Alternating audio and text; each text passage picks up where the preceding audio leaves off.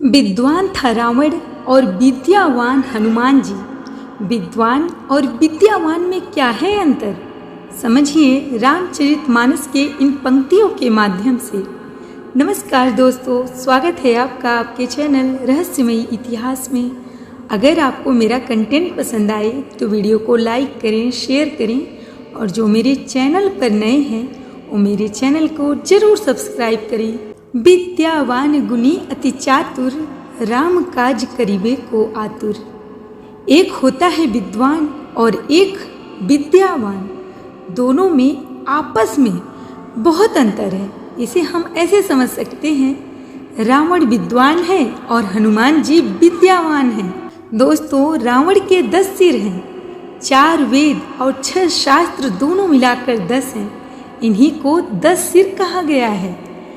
जिसके सिर में ये 10 भरे हों वही 10 शीश है। रावण वास्तव में विद्वान है, लेकिन विडंबना क्या है, सीता जी का हरण करके ले आया।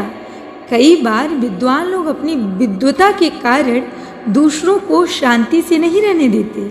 उनका अभिमान दूसरों की सीता रूपी शांति का हरण कर लेता है और हनुमान जी उन्हीं खोई हुई सीता रूपी शांति को वापस भगवान से मिला देते हैं। दोस्तों, हनुमान जी ने हाथ जोड़कर कहा कि मैं विनती करता हूँ।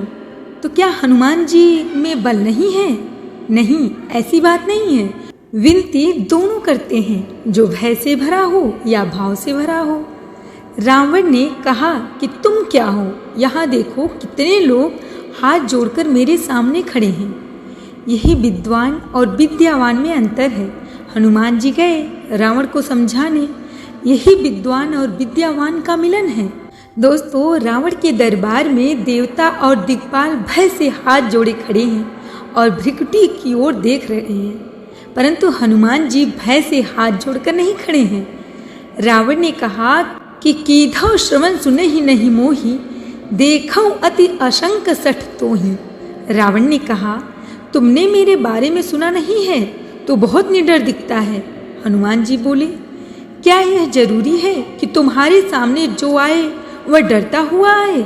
रावण बोला, देख लो, यहाँ जितने देवता और अन्य खड़े हैं वे सब डरकर ही तो खड़े हैं। हनुमान जी बोले, उनके डर का कारण है वे तुम्हारी भृकुटी की ओर देख रहे हैं। भृकुटी विलोकत सकल सभीता, परंतु मैं भगवान राम की भृकुटी की ओर देखता हूँ। उनकी भृकुटी कैसी है बोलो? जिनकी भृकुटी टेढ़ी हो जाए तो प्रलय हो जाए और उनकी ओर देखने वाले पर स्वप्न में भी संकट नहीं आए। मैं उन श्री राम जी की भृकुटी की ओर देखता हूँ। रावण बोला, यह विचित्र बात है, जब राम जी की भृकुटी की ओर देखते हो तो हाथ हमारे आगे क्यों जोड़ रहे हो? विनती करऊं जोरी कर रावण। हनुमान जी बोले, यह तुम्हारा भ्रम है, हाथ तो मैं उन्हीं को जोड़ रहा हूँ। रावण बोला, वह यहाँ कहाँ है? हनुमान जी ने कहा कि यही समझाने तो मैं आया हूँ।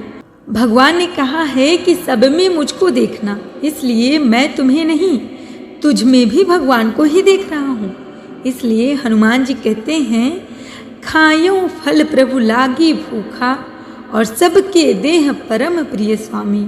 हनुमान जी रावण को प्रभु और स्वामी कहते हैं और रावण मृत्यु निकट आई खल तो ही लागे सी अधम सिखावन मोही।